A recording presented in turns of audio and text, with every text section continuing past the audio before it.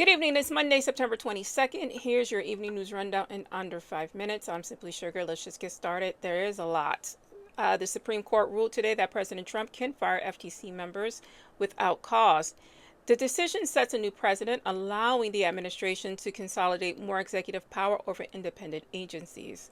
Legal scholars warn that this could weaken the checks and balances that were designed to keep regulatory bodies free from political pressure. That's exactly what this administration wants, that they want us to challenge it. We have to challenge it every time. Once we challenge it, it goes up the court chain, it goes to the Supreme Court. And then the Supreme Court, apparently, that's been bought and paid for, are making these decisions. Now, this all needs to be a part of the record. I know they want to say they'll be in power forever. We have a choice. We have a choice. We get a little glimmer of hope with what happened this week with Jimmy Kimmel. Jimmy Kimmel's back on television. Wonderful. A millionaire got his job back. The biggest takeaway comes amid the backlash of freedom of speech. So freedom of speech advocates are calling this a win for editorial independence. It's bigger than that. It's a win for me and you because we got to see what our power is, and it's with our money. Now, there's no King's Day on October 18th, 2.0. We'll get to use our voices as well, but they need to be together. Now, here's a little reminder. Blue states have a supply 70% of the GDP for the United States. We hold the purse strings. They don't want us to know that. This is why they're getting rid of poverty reports. Those poverty reports are directed towards the red states. The blue states will have their own reports in terms of food deserts and necessities. We do our own reports. The federal government is getting rid of their regulatory reporting. And that's because it'll directly affect those red states. Now, they're hoping for a government shutdown because that's coming at the end of the month. Why is that? Number one is he's going to try to consolidate more power by saying, oh, this is an emergency, and so I'm enhancing my presidential powers. That's a plan of action.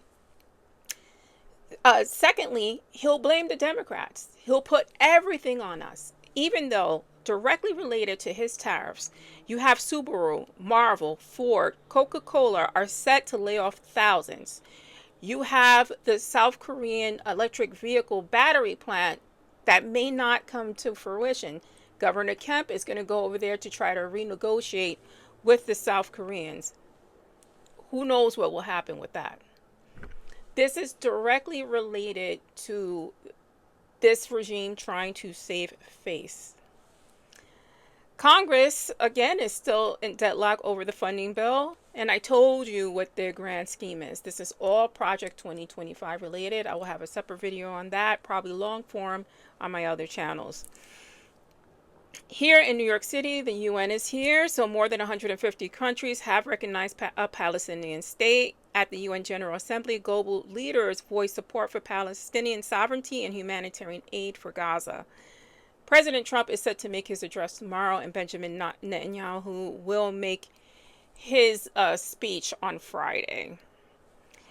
Trump has now become a doctor along with RFK. Now, let's remind you that our president is not a doctor. He never took a medical class. RFK is not a doctor and never took a medical class. But yet and still, they blame Tylenol use during pregnancy as responsible for autism. This is not backed up by any science. Medical experts strongly reject this claim, citing no credible scientific evidence linking acetaminophen, which is Tylenol, to autism. Public health officials warn that such remarks could spread misinformation and put families at risk. And this is what they want. I'm Simply Sugar. This is the Evening News Rundown. Stay safe, stay smart, stay informed. Like, share, and follow if you can. And that's the Evening News.